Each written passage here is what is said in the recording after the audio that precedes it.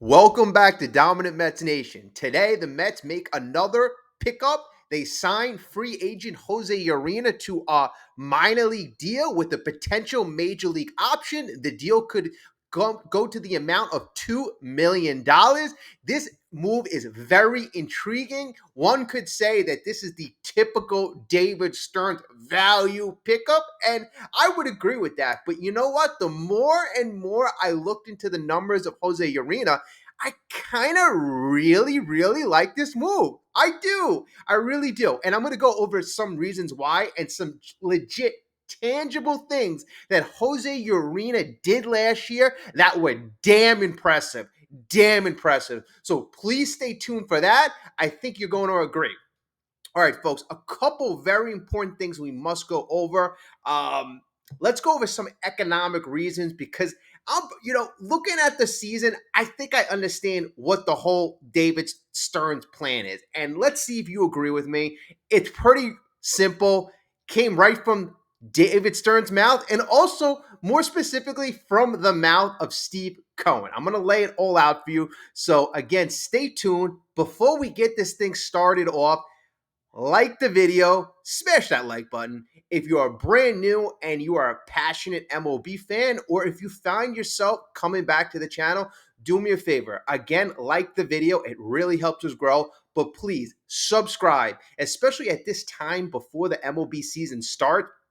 Seems like this is always that time where things lag. It's slow. It's not trade season. It's not free agent season. So please help the video at this time where not too much is going on. I really do appreciate it. All right. Okay. So let me go over some reasons why this was such, I would say, I don't want to say a no-brainer, but a David Stearns move. A couple of weeks ago, I put a whole list together of guys that I felt David Stearns could get on the pitching market, and Jose Urena was on that list. So I'm not surprised at all that this happened. I'm really not surprised after the Montas injury and after the Mania injury, especially. But people are wondering out there they're wondering, why not Quintana? Why not Quintana? Well, I think it was blatantly obvious after Montas got injured and Quintana was staring you right in the face that Quintana was never going to be the play. It was never going to be the play. And I think it made more sense by something Steve Cohen said around that time, probably a week or two prior. And it made more sense as time progressed, as Mania got injured, and still, all the writers out there said, oh my God, this is such a perfect fit. Jose Quintana's out there. Well, here's the deal, folks. David Stearns allocated a certain budget for starting pitchers. A certain budget was allocated, and he will not go above that. And of course, yes, they're over the Steve Cohen tax. So whatever he gives, $10 million going to Quintana would be 20. So it would be twice as stupid. You blow through your budget and you would pay a ridiculous amount in penalties. So he gets a very good value guy, and you could argue, we're going to go through Jose Urena's numbers, and you can argue that the ceiling and floor of these two players are quite similar, but you get them at a fraction of the price. Now, what is the Mets' long-term goal? So I put out a video a couple of days ago. I ended up deleting it. I didn't like it for a couple of reasons. Maybe one day I'll share it with you. But and also I might actually make that video available. I'm thinking about this. My deleted videos or my videos that I don't post, I'm probably gonna make it available to members only. So that's something I'm considering. So if you do want to check out the members only thing, check that out. Also, what I want to do is, if you are a paying member, in the next couple of days, I'm doing a live show. So this is for you members. You know who you are. I'm doing a live show, and I'm going to raffle off the first prize. I think, actually, and I'm going to do something for subscribers as well before opening day. But for members, I'm doing first. I think the first thing I have here is a $50 gift card, if you could see it. Hopefully scammers can't access it. But all right, I'm going to raffle off a $50 gift card. And for regular subscribers, I have something for you as well. So you got to stay tuned. You got to subscribe. And, you get to participate in all the giveaways. All right. Okay, so back to what I was saying. So the Mets plan, what is their plan? So the Mets, as I was saying, allocate a certain part of their budget to starting pitching. And my estimation, it looks like David Stearns allocated $80 million approximately to the starting rotation specifically. Now that is basically 23% of the Mets' overall payroll. The Mets' overall payroll is $330 million. Now, if you compare the amount that the Mets have set aside for just starting pitchers and compared to the overall payroll, it is a lot smaller than all of the other bigger market teams that are predicted to win the World Series or compete. For saying the Dodgers, they have that $380 million bloated payroll. Well, they have 38% of their overall payroll is allocated towards starting pitching. The Yankees, the Phillies, all have $100 million allocated to their starting pitching rotation. And again, out of the total overall payroll, that sits around 35, 36%. So the Mets, why are we so low? Why are we at 23%? Well, I think Steve Cohen answered that question a few weeks ago. Steve Cohen said when asked about spending money and where would he spend money, he goes, "Well, we're already over where we want to spend." So I'm trying to think. Are you over your pitching budget or you over your hitting budget? My thing is where the Mets are over is they probably spent way more on hitting than they wanted to. But on the starting pitching budget, it seems like David Stearns has stayed very rigid, and that has been his overall philosophy. Stay very rigid with the pitchers, and his philosophy is almost like these pitchers are interchangeable. If you put a pitcher in the David Stearns pitching lab or our analytics, however we do it, our culture, it will kind of turn these mediocre pitchers into very serviceable assets. Guys are interchangeable, like Phil Maton. I mean, that was a pretty big example last year of a guy who was a journeyman, a guy who was basically inserted in our system, and he became very serviceable. Other guys that really, were very impressive. You can't take anything from Sean Manaea, Luis Severino, even guys like David Peterson. So the pitching lab has shown results. Based on that, David Stearns sees these guys, in my opinion, as almost interchangeable. Urena, in my opinion, is not going to be a guy who is going to be counted upon on a huge role, but I think he has some really decent potential. And again, we are going to speak about that. But the biggest thing is he's going to be able to eat innings. The Mets at this point have a lot of risk still in that rotation with Senga and still in that rotation with Peterson. Okay, so to get back to the Mets plan, Steve Cohen said a couple weeks ago that the Mets want to keep the powder dry headed into the trade season and headed up into the trade deadline. What that means is I think they want to stay at the $80 million budget for the starting pitchers specifically. And what I mean is they're going to keep that budget available for a trade, specifically the starting rotation. And that is why the budget for the starting pitchers is so low. It probably will be much higher and closer to where the other teams are at or around over 30%.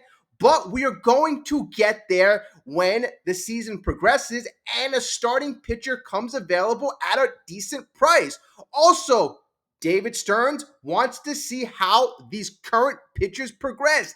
Does Brandon Sproat develop? Does Blade Tidwell develop? Do other guys step up? Does Tyler McGill, Blackburn, did these guys step up? And if these guys do step up, then that would alleviate all of the pressure to acquire other pitchers. So why spend extra money right now that you don't have to when you can discover, talent within? So you give that time to develop and cultivate. If it doesn't happen, or if you need more pitching, now you got your $20 million that you didn't spend on a Quintana, and now you can spend that money on possibly acquiring I'm just going to say, not that Dylan Cease is the guy, but a guy of that ilk at the deadline. You have the money available. You didn't use that money in your budget. Now you can leave the powder dry, as Steve Cohen says. And that's why I think Quintana was never in the cards. Quintana was never in the cards right now because you would have used your whole $100 million pitching budget. It would have all been used up. And that's what Steve Cohen said they are not doing. They are not doing. And then, the young kids, if somebody Sproat develops, Tidwell develops, McGill, takes the reins and runs with it. Now, at this point, you blew through your budget. And you might have not even had to because, like I said, the kids have that chance of taking off. All right. So what does Jose Urena do right now? What does he provide? We already mentioned the guy will eat innings.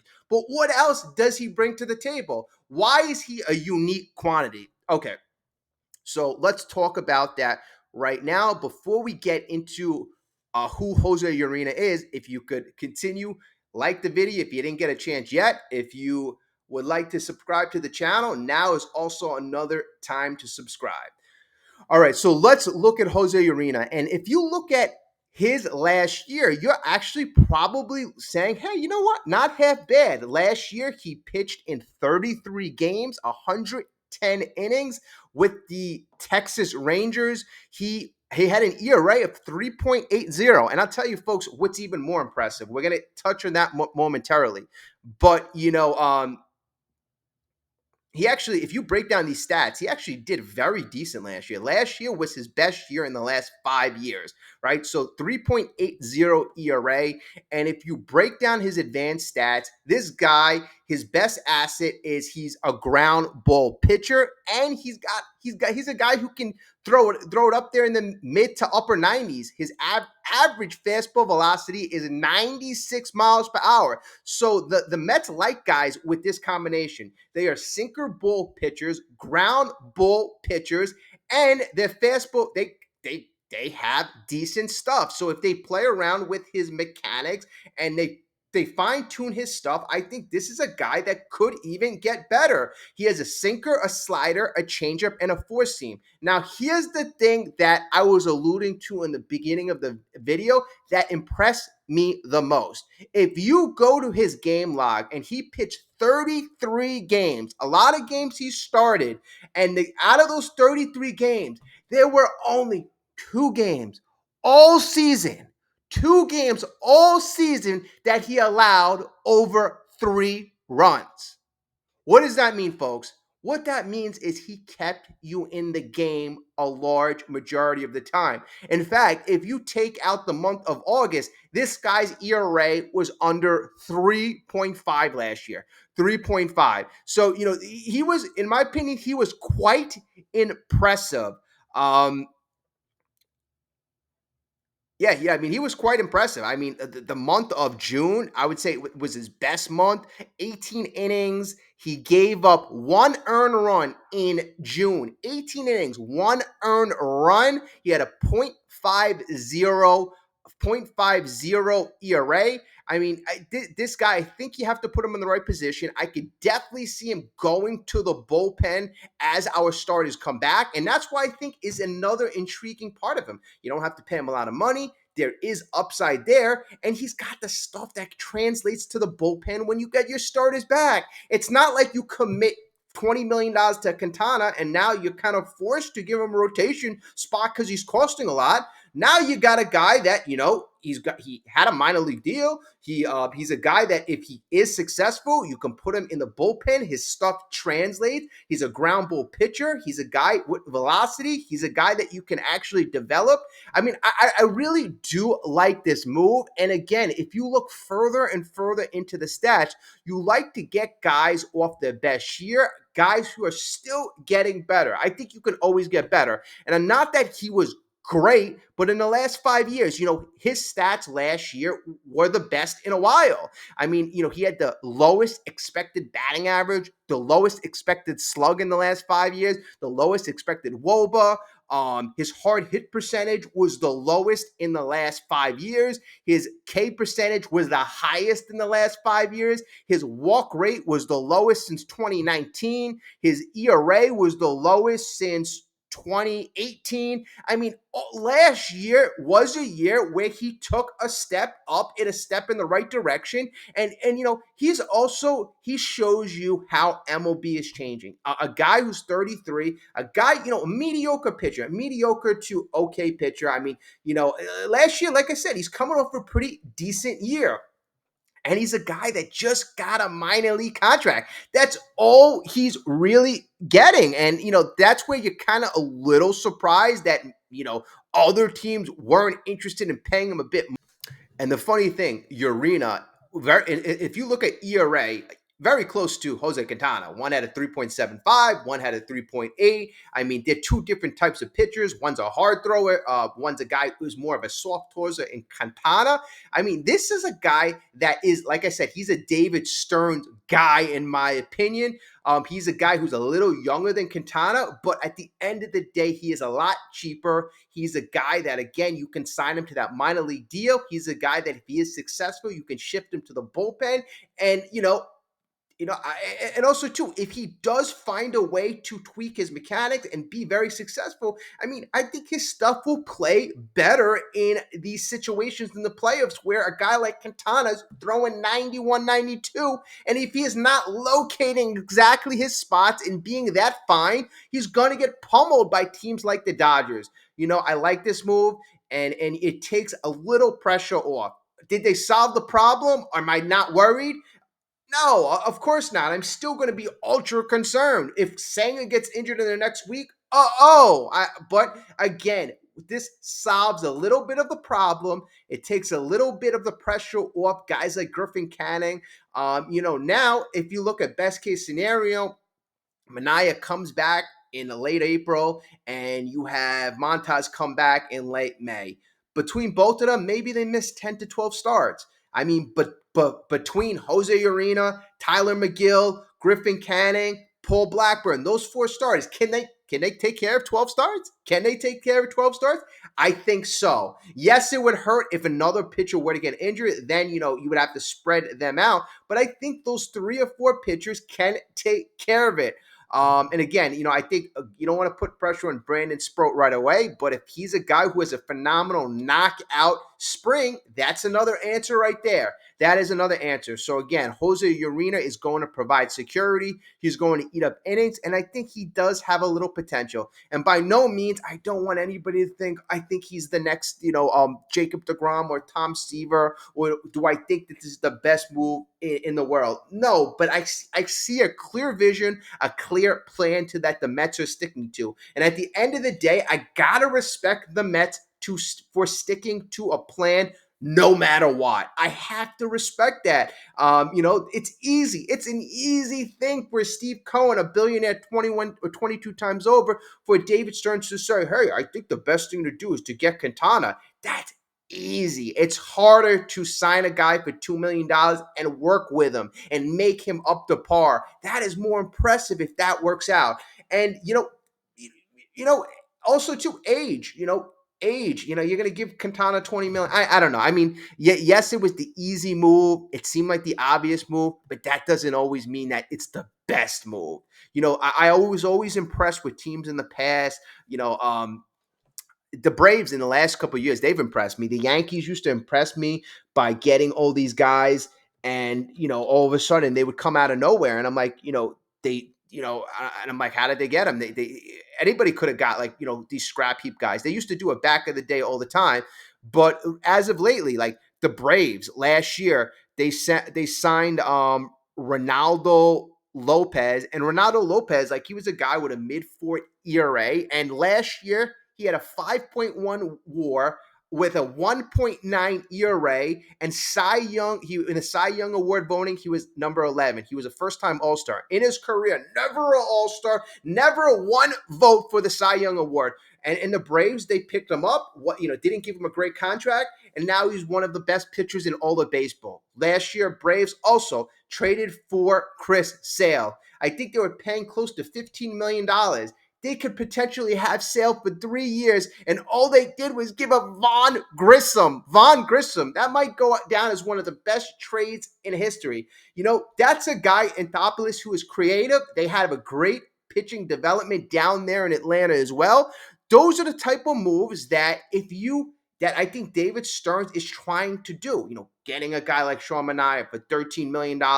Last year giving him that a player option contract and having these guys, succeed. He's has that potential with Clay Holmes, giving Clay Holmes that famous $13 million contract. I think that we're going to be pleasantly surprised with David Stearns. That's all I'm going to say. I know that there's doubters out there, but you got to say one thing. If you say Stearns is cheap, you have to be more specific. Stearns is looking for value on the pitching side while he is not looking for value on the hitting side. That is where he is splurging. That is where he is shelling out the money. So you're not correct. You're 100% not correct when you're saying he's cheap. He is a guy who's on a budget, and he's allocating more money to certain areas of the team that he deems fit.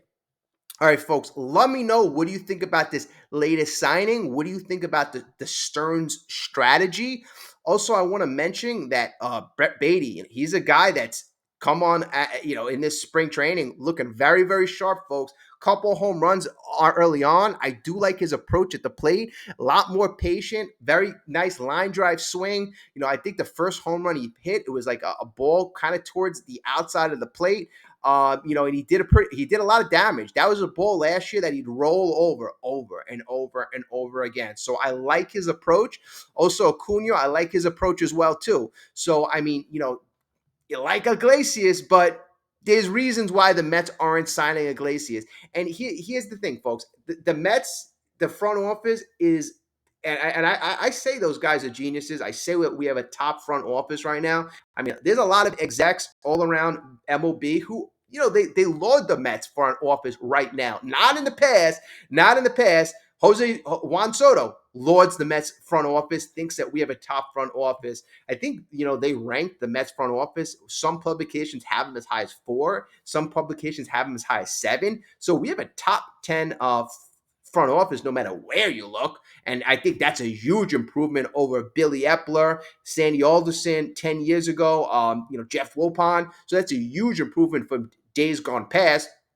So we are going in the right direction. We have a clear plan, a clear, culture that we're developing. And you have to be ultra excited because the Mets right now, they know exactly what they're doing. And I also want to mention this. And I want to know if you agree with this because, I have all these hot takes in my head. Once in a while, like I like to share them. And some are more crazy than others. But here's one of my theories. And one of the things I always had in my head that when we had the pitching clock, we started that in 2023 when the Mets signed Justin Verlander and we had 2 40-year-old veterans on the team. It kind of felt like the time where these veterans could play to 41, 42 and be dominant was over because then it became a stamina contest and you could see how it hurt Scherzer, it hurt Verlander. Okay, now that's one hot take. Now another one involves the Yankees and Soto and this freaking beard policy. And the Yankees making a big deal it's so funny. The Yankees made a big deal about the beard policy and then people in the front office are saying it's not a big deal. Well, if it wasn't a big deal, the Yankees would have kept the 50-year tradition. So I love how the people talk out of the both sides of their mouths. And I think it's all stems from the Mets getting Juan Soto. The Yankees don't know how the hell to act. The fans don't know how the hell to act. I mean, you hear the most irrational, hypocritical takes you ever heard. I mean, and Michael Kay, I mean, he's a funny one. He's a funny one, and I know he works for the Yankees for the last couple years, but he's a guy that the beard shouldn't affect how you play. But then again, the Yankees, they allow their players to dress down in the planes because they found out that if you feel better about yourself and more comfortable, you play better. Well, there are certain guys where they have a beard and that is their identity. So you found out if you wear the right clothes that you play better, but you haven't found out if you have facial hair or you feel good about yourself, then you'll play better as well. I mean, there are two sides to that spectrum, and Michael Kay is saying now that the Yankees are trying to do a preemptive strike, that they've never ever lost a player over the beard policy. I find it kind of questionable that they somehow found a way to get in every player's head. But yeah, okay, so they've never lost a player to the beard policy. Maybe they were looking forward to a guy like Devin Williams. Devin Williams likes the beard, had to shave it, had to be forced to shave it. Maybe they were looking at a guy like Juan Soto. Hey, even though specifically he wasn't affected by the beard policy, but he might have thought the Yankees are old school and they are very rigid in their way of thinking, and they are not receptive to change. And times change, folks. Times change. George Steinbrenner was a military guy, and he thought that was a discipline thing. But these days, right now, if a player wants to feel comfortable, a player wants to be in a place where I think you value how he feels, as opposed to how the organization feels. Yes, everybody has to be taken into consideration, but I think the Yankees know right now that they have a new sheriff in town. Hey, if there's a superstar out there and you want me to shave my beard, you want me to come in this, you want me to do all these different things that are different than everywhere else, I'm going to go to Queens. And they already stole Juan Soto. They already made you look like you have egg on your face. And every Yankee fan right now that's all like, yeah, we're so better off. I'm so happy. Juan Soto, it's the best thing since sliced bread. And the funny thing is, not one game has been played. You're coming off of Juan Soto dragging that team to the World Series last year. The team hasn't been to the World Series since 2009, has been pathetically eliminated in many different years, but Juan Soto is on your team for one season and drags you to the World Series. You had nobody in your lineup other than Aaron Judge and Juan Soto, and Aaron Judge didn't even perform in the playoffs. So you basically had Juan Soto and a little bit of Giancarlo Stanton last year performing the playoffs, but the whole year Juan Soto drags you to the World Series, and now you couldn't sign him by a $5 million differential, and every Yankee fan says, I heard on the radio today that, it was a foregone conclusion that the Yankees were never going to sign him, when every single Yankee fan that I spoke to would laugh and say, I don't care. The Yankees can offer him the Mets can offer Juan Soto $100 million more, and he won't go to that organization, being the Mets. Now, the Mets offered $5 million more. $5 million more. So you can't tell me it's about money. It was more than just about money. If Yankee fans need to hear that for them to cope with themselves, okay, fine. But the Mets are doing something special in Queens. Other teams around baseball are seeing that, are recognizing that. So they are adjusting their standards, their practices, folks. They are adjusting accordingly, because if they don't adapt, they have a monster in Queens who will adapt, and he's a shark, folks. He is a shark. He is George Steinbrenner reincarnated, but he is better with, obviously, he's better with a lot of things than George Steinbrenner. George Steinbrenner doesn't have the skills that a Steve Cohen does. Steve Cohen I always say this, has great interpersonal skills. I think he's a guy that you can get in a room with any player, any manager, any baseball executive, and he is the alpha in the room. He is the guy that, will be able to convey whatever message he has. And sometimes it's not easy to get a free agent, to get another general manager, a president to see your way of thinking. Steve Cohen is ultra talented at that. The Mets right now are going in the right direction. Last couple of days, we had a couple of injuries, but don't worry about it, folks. We have one of the most dominant offenses in all of baseball that may have to carry us. And I'm going to attribute this ending to Stan, and Stan still has Stan, obviously, you know who you are. But for all who don't know, I'm referring to Stan from Westport. Stan is ultra forward thinking, and I do appreciate that, because I think we have to look at the big picture. Stan, I know your prediction is still at 97 wins despite all the injuries, so I respect that. I'm not too far off from that. I'm not too far off. I think I didn't even give you my overall number, but you know what? Let's give the number right now. I'm gonna say we're gonna win around 95. 95. Last year I said we were gonna win 86. We won 89. So, I was a little under that, but, that was still 3 games over the Pacoda projections of 83. Pacoda projected us to get to 91. So I'm at 95, stands at 97. If you want to drop down, if you're listening to this part of the video, tell me how many wins do you have the Mets winning this year? Let me know. And the only thing I took solace with is I believe with all the playoff wins, the Mets actually got to 95 wins. And that was actually another thing I said last year. Can the Mets get to 95 wins? And I said, yes, if everything goes right.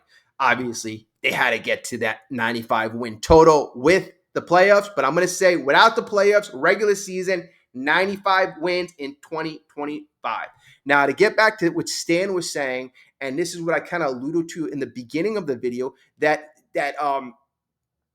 it's so interchangeable. I believe Stearns views pitchers as so interchangeable. Like you could put almost any pitcher with a modicum of talent, at least any major league pitcher. Let's put it that way. You put him in the pitching lab, and we will get the best out of him, no matter what. We will get him to have a more effective sinker, slider, curveball, fastball, and we'll tell you what his best pitch to throw in every particular situation. We will make him that we will get every ounce of talent he has in him. We will make sure that he knows all the analytics and he is executing in the smartest, most intelligent ways. Like these guys are interchangeable. And, now we're relying a lot more on the bullpen than we were in years past. So to have guys who can go from the starter to a reliever, that is very, very, very good. Very good. I mean, if you really think about most of our rotation could be a starter or could be a reliever.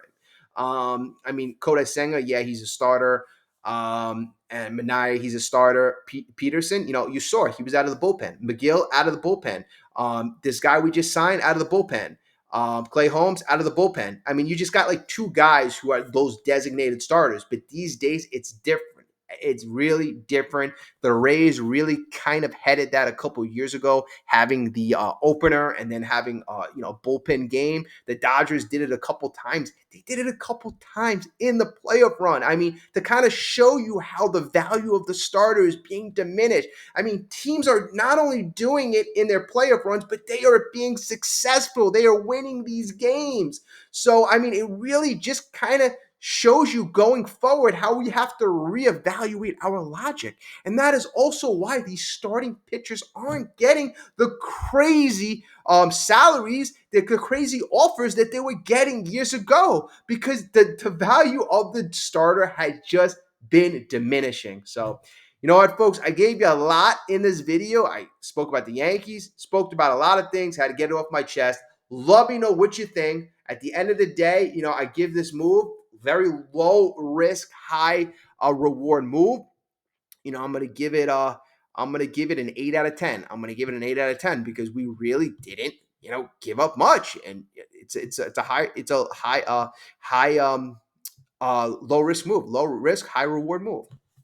All right, folks. Let's go Mets. Again, Brett Beatty's looking good. I like that. And then we'll see how these pitchers shape up as the preseason goes on. That's exactly what we're going to have to follow. Let's see how, everybody looks. God willing, everybody else stays healthy. That is the important thing, folks. That is the important thing. We needed somebody to eat up some innings. We solved that predicament today, or at least started to solve that predicament. We didn't spend a lot of money. We're still within our budget. We'd have more pitching talent on the team. So I do like all this stuff. So thank you as always. Like and subscribe if you didn't get a chance. Again, I do appreciate each and every one of you. It's hard because I want to say thank you over and over, but these videos are already long enough. So thank you, folks. I'll speak to you very soon. Have a great day. Hopefully we are all enjoying the spring training and opening day. Opening day, we got it a month away. Crazy, a month away. It's coming quick. It is coming quick. All right. Have a good one, folks.